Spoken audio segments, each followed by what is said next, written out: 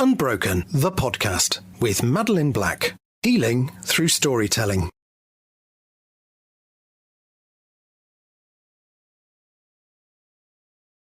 Welcome to Unbroken, the podcast with me, Madeline Black, where I am speaking to inspirational people that I have met along my journey, people that have transformed their pain into something positive.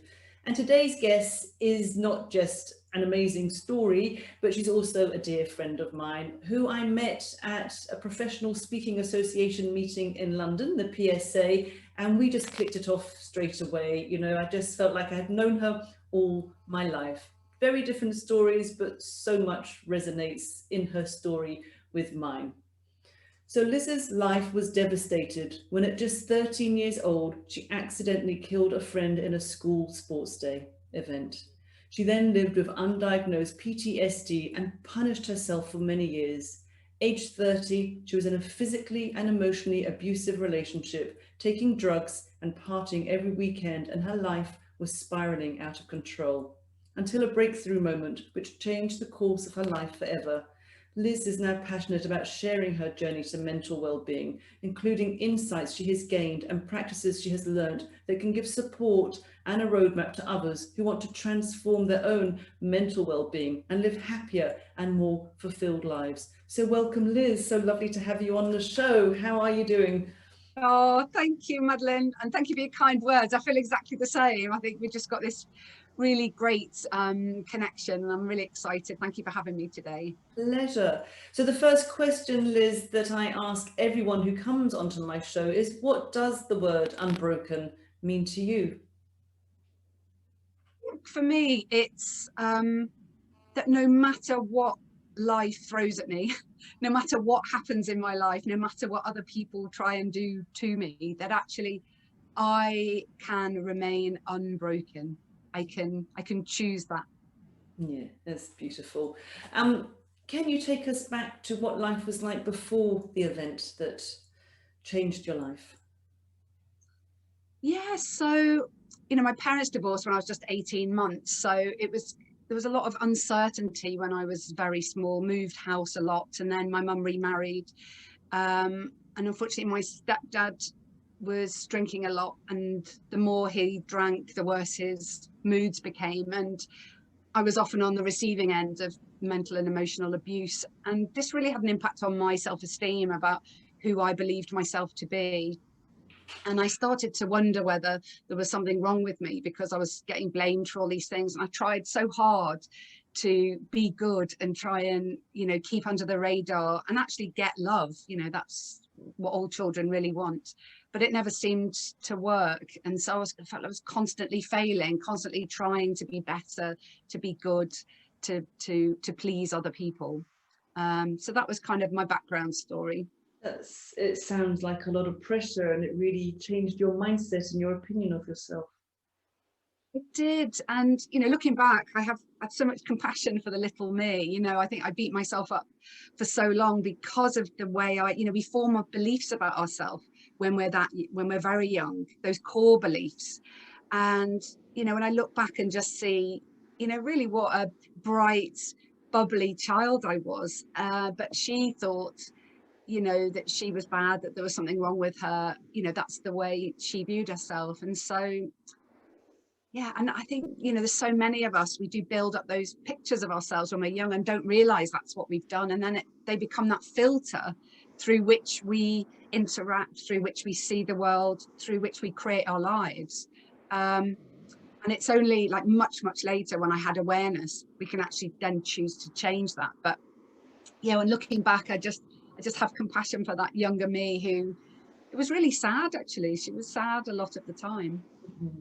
But I think it's important to know that background, because it wasn't just the event from that sports day. You came into that event with that mindset already. Mm-hmm. So I know every time I hear your story, even though I know it always gives me chills. But could you take us back to that day when you were 13 at sports day at school, and what happened? Yeah, so I'd actually, from the background I had, I craved recognition, and I got that a lot through sports. I used to love netball, tennis, and then in the summer it was you know, track and field events. And I loved the way I would get positive praise from teachers. And I had been selected to throw the javelin for the school when I was 13, and I was like, wow, you know, I've been chosen. And so this day, which was the 15th of July 1983, I woke up and I was feeling excited because it was our school sports day, and I was going to throw the javelin for my school sports for my house. So I thought there was a, you know, good chance I was going to win a medal, which would have meant a lot to me. And so I went to school and, you know, went to lessons in the morning, and then we had the sports day in the afternoon, and I took part in the high jump, long jump, didn't win a medal, but I wasn't really thinking I would. And then it was the javelin event. So I moved over to the javelin event, and there was a few girls before me. And so I waited for my turn, and they called my name, and I walked up to the runner's box. There's like a box within which the runner takes their throw. You know, I took a deep breath and took my run up and threw the javelin. And at first it was going straight, and I was, you know, willing it to win me this medal, you know. And then at the very last minute, it veered over to the right, and my school had put 2 of my 13-year-old classmates on the field, just next to the white lines within which you measure the throw. And unfortunately, one of my friends, Sammy, who was marking, wasn't looking. And so a few of us screamed her name, and she seemed to see it at the last minute and ducked. So I had a brief moment of thinking, oh, you know, that was close, before, you know, the horror when I realized actually it struck her in the head, just above her left eye.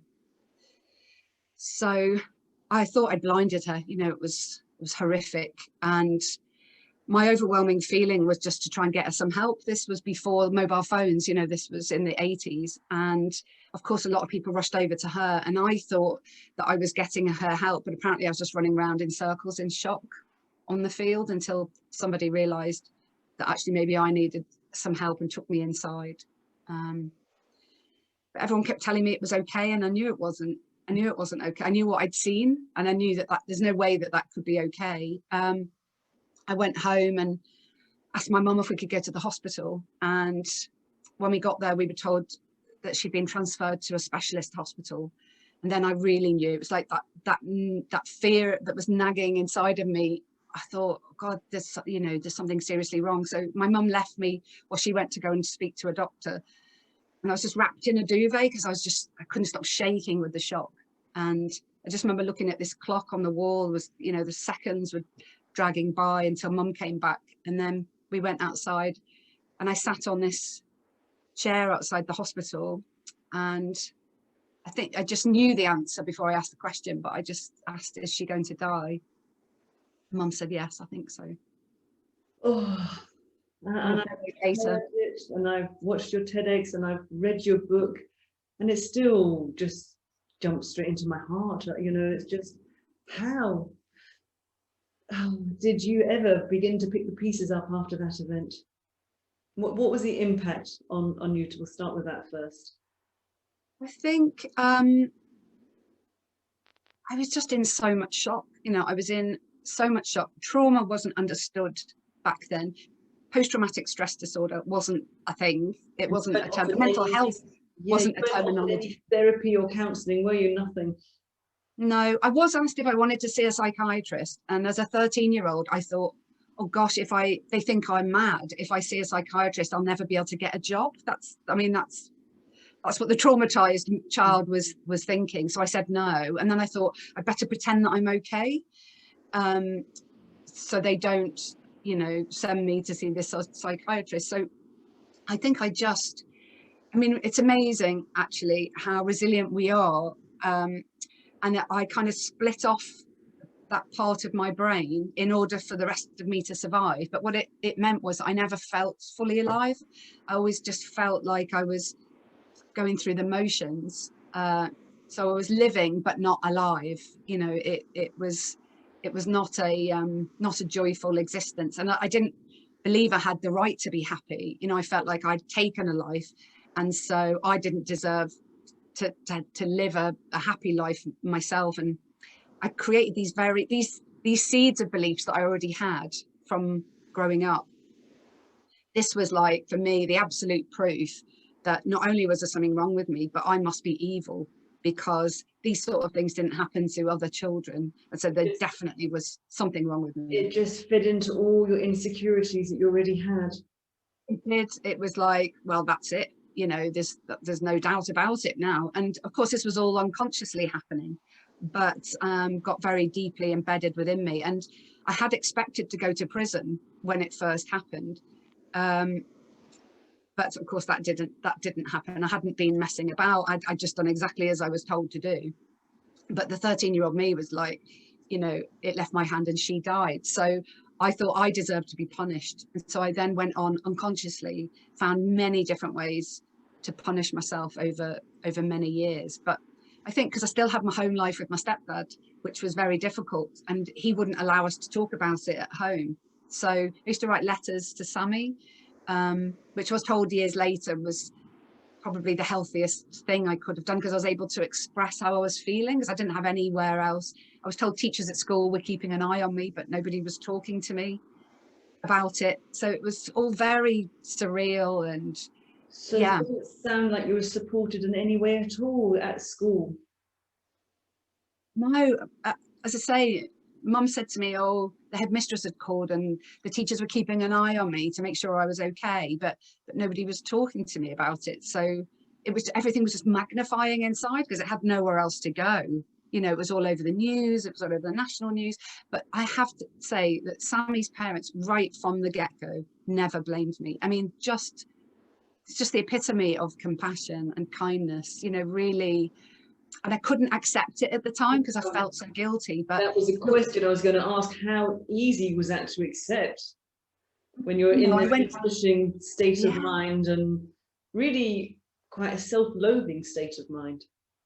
It was, yeah, it was hard. I mean, they invited me to their home, you know, and which was amazing, and because they wanted to make sure that I was okay.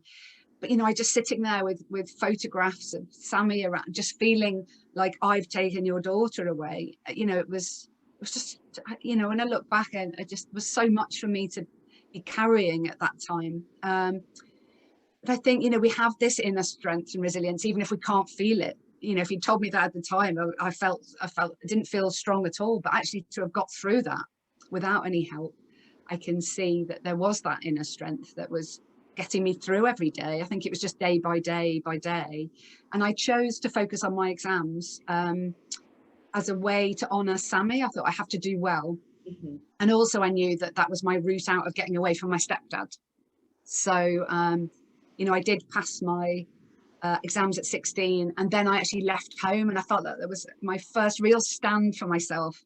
I'd had enough. My stepdad was shouting at me one day, and I thought, I just can't, I cannot stand this. And I went to Citizens Advice in England, and they found me a council flat.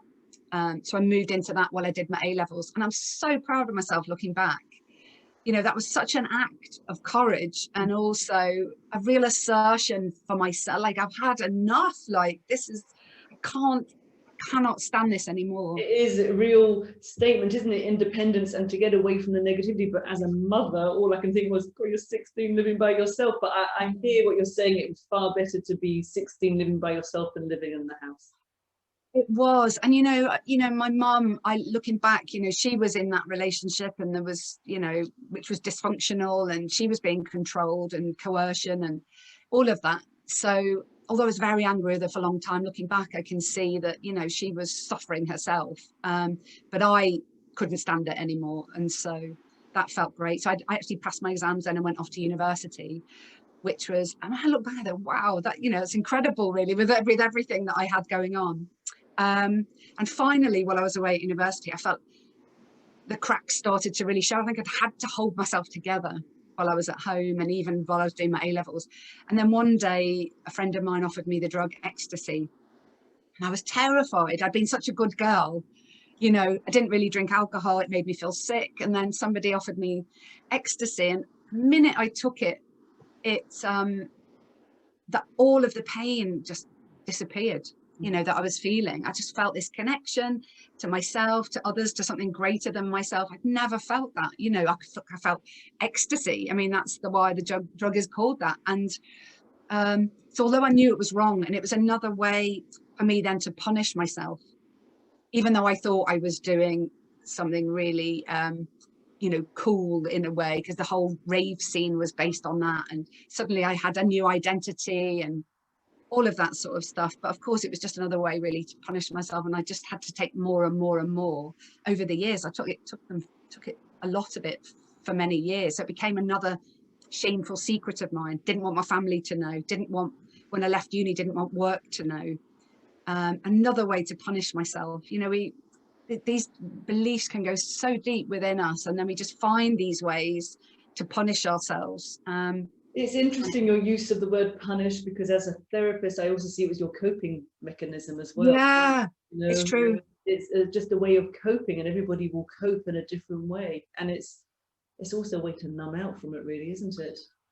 It was, and it was the first experience I'd had of that, and so I didn't want to stop, because every time the drugs wore off, all of the trauma, underlying trauma, came back, and all of my anxieties and insecurities, and you know, all of that. And so I didn't want to stop, because there was no alternative. There was no help there. So so I carried on doing it. And you're right, it was a coping strategy. And I think without it, I'm not quite sure where I'd be, because in another way, it opened up new perspectives, and it showed me that I could have connection, even though it was artificial, Yeah. you know, that I could belong in a community, even though, you know, again, it was sort of artificially created. So there was lots of positives. And I wouldn't advocate taking drugs for young people, but I think we have to understand why I took it, why we do it, because we don't have that, you know, connection, sense of belonging, sense of self-esteem. That's why we take it.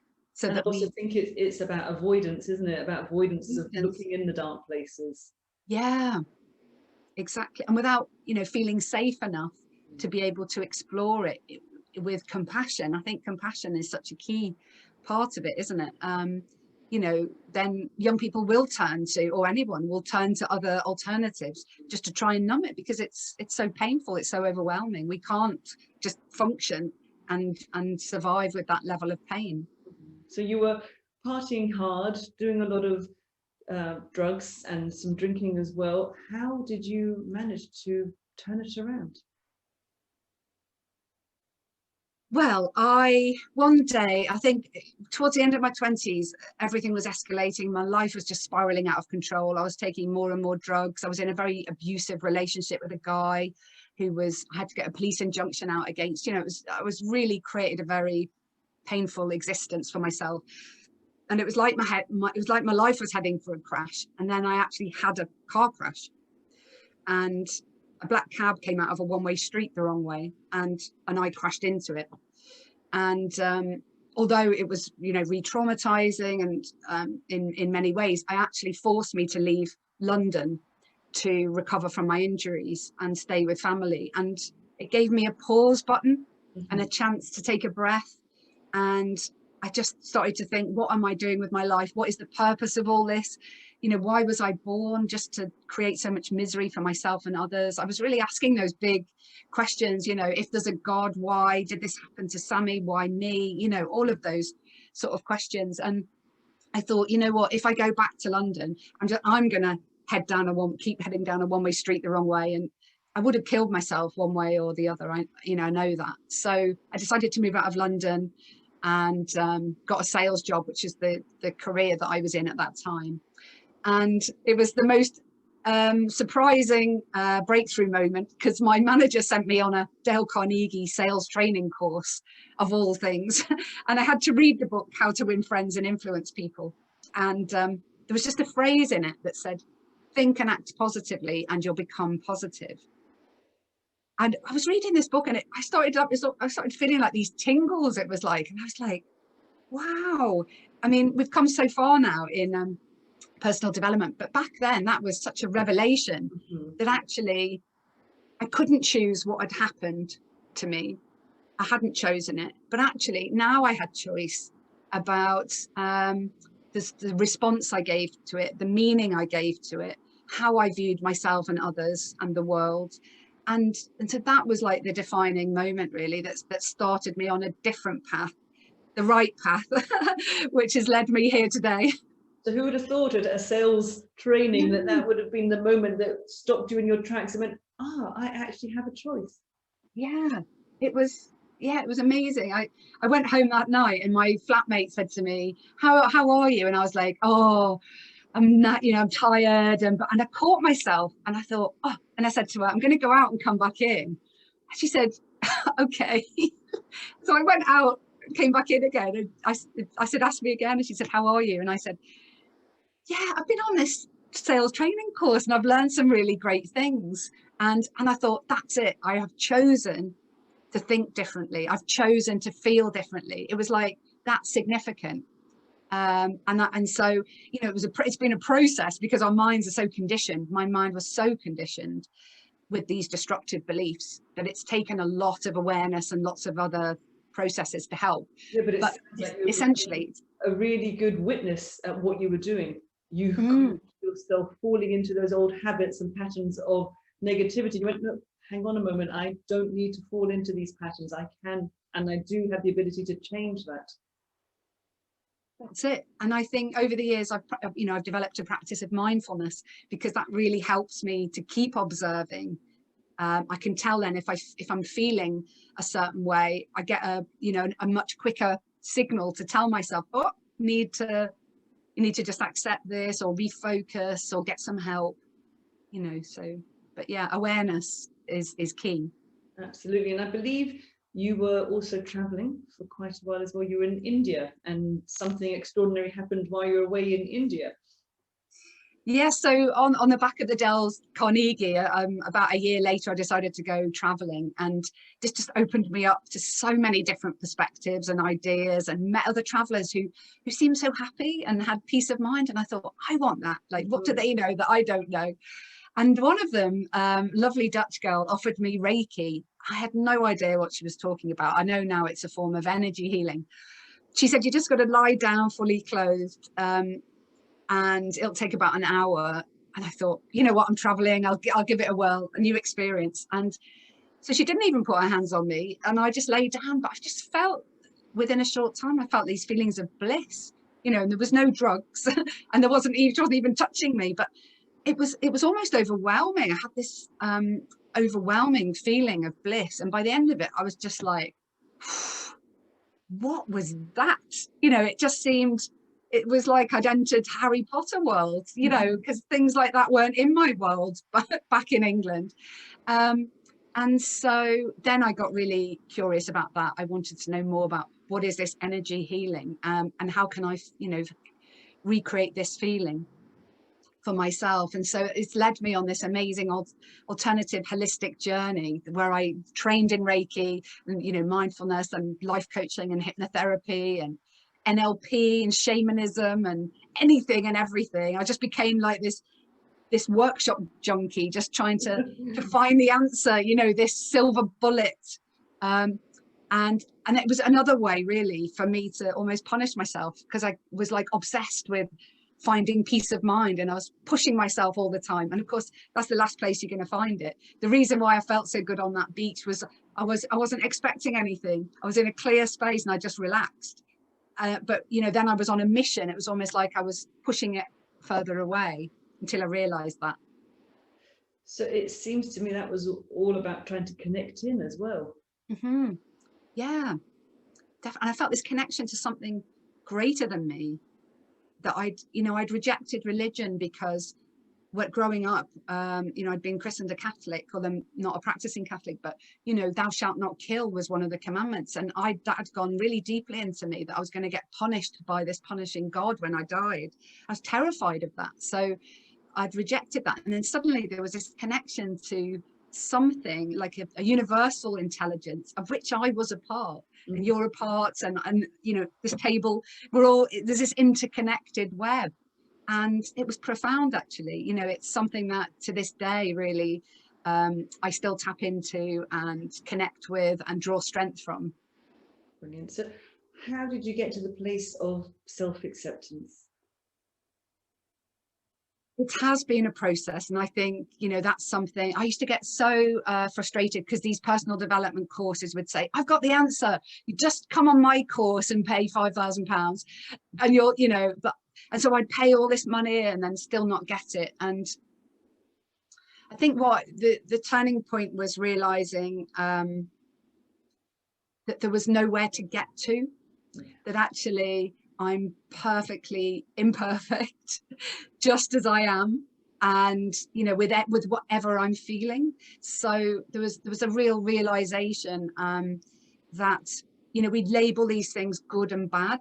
I want to feel good, and that feeling bad is bad, and actually realize it's all okay. It's just it's accepting all of it with love and compassion, and understanding those bad bits are actually those bits of me that are hurting, and they need more love, you know, rather than rejection. We want to be perfect in this world. We have this illusion, especially with our society, that we're all supposed to be this perfect ideal, and so we get ashamed if we're not feeling good, that we don't want to share that with people. So it was about sort of turning towards all those rejected parts of me, and really embracing them, and realizing they were just the traumatized younger parts of me. Oh, that just sounds like the real meaning of acceptance. Like, this is who I am, and it's okay. I'm absolutely fine with who I am. I don't even like to use the good or the bad bits, because Yeah. it's not really the words that I would use, but it's just, yeah, this is who I am. And ironically, your book is called This Is Me, which I have read a few months ago, and you're about to relaunch it now, aren't you? Did have a different subtitle, but now it's called This Is Me, My Journey to Wellbeing. You're relaunching it very soon, aren't you? Yes, I saw the Greatest Showman, as I'm sure so many people have, but that song This Is Me, I just felt like, I was so inspired by it, and so, you know, I wanted to write my story, warts and all. And as you know, Madeline, it's quite a thing when you're sharing your vulnerability and the parts of you that you're most ashamed of, and then you're, you know, putting that out into the world. So I wanted to share that to show acceptance for myself, but also to weave through all those learnings. And the updated version, which is coming out in a few weeks, will have mental health insights at the end of every chapter, and mental well-being tips threaded throughout. It's great because it's like a memoir, but it's also like a self-help book and a workbook. So it does so many things. But you know, when you talk about naming the shameful things, it's really like putting light on those dark shadows that we had for years. It's exposing the shadows. Yes, I'm realizing there is no shame. I think Brené Brown, who I love, she says shame exists in silence. In fact, I wrote down, because you end your book with one of Brené's quotes, which I shall read to you. Owning our story can be hard, but not nearly as difficult as running from it.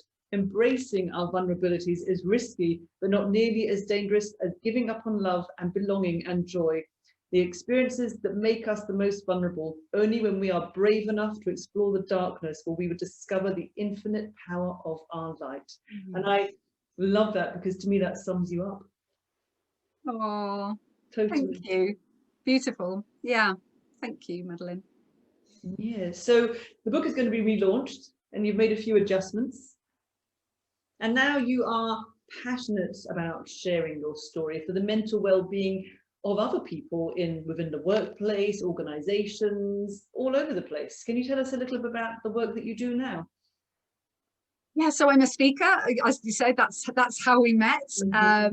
So I speak about my journey and the lessons learned, and obviously got the book coming out. And I also do mental well-being trainings. So I do that in organizations or with individuals, and coaching, or also with schools and young people, because I think, you know, for so long, what I've realized is, you know, as we were just saying, there is no shame in talking about it if we're not feeling okay, but there's still so much stigma around that in the UK and also in other countries. And I'm just passionate about normalizing the conversation. You know, we've got physical health and we've got mental health, and actually they're interlinked. And there's no shame in saying, I need help, you know, or I don't know how to support myself with this. And also to develop a mental well-being maintenance program, which is what I've done every day. There's things that I do to support my mental well-being. You know, if you were unfit and you wanted to run a marathon, you wouldn't just get up off a couch and run a marathon. And it's the same. We're very sore, yeah. And it's the same with our minds. You know, we have to take care of them. We have to nurture them, and there's different ways that we can do that. So that's why I wanted to update the book, to put a lot of that information in, so that people can, you know, be inspired and put some of those things in place for themselves, and really get the conversation going, so that we can all just accept ourselves to be perfectly imperfect.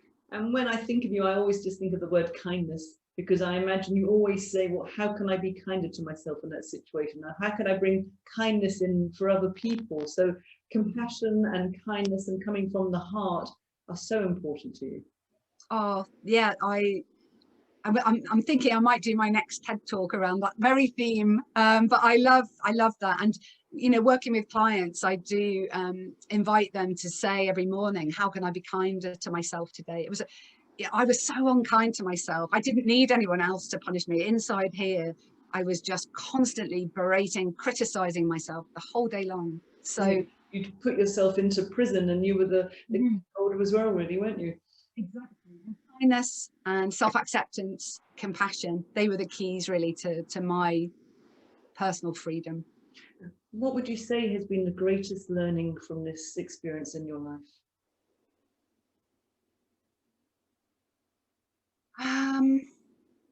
It's, you know, for me, that's a tough one, because there's been so many. But I think perhaps what I just said, you know, kindness, compassion, self-acceptance, they're really the keys for personal freedom, I think, and awareness.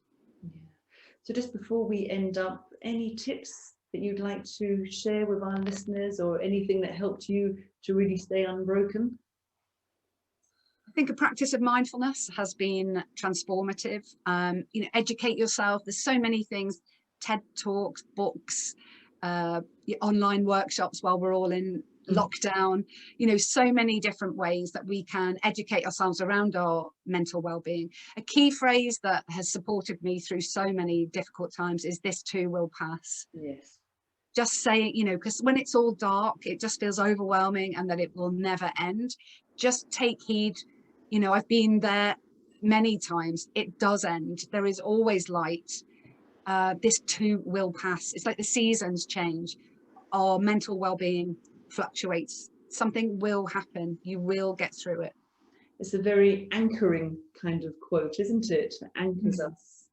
Well, one of the very last quotes, as you know, I love quotes, was actually by yourself when I read your book. And it says, I didn't want to hide anymore. I wanted to shine my light brightly. So Liz, just carry on shining, because you are a beautiful light, and you are lighting the way for other people. Thank you so much for coming on my show and being the guest today. Thank you so much. And you too, Madeline. You shine so brightly. And I'm just so grateful for our connection. Thank you. You too. Thank you.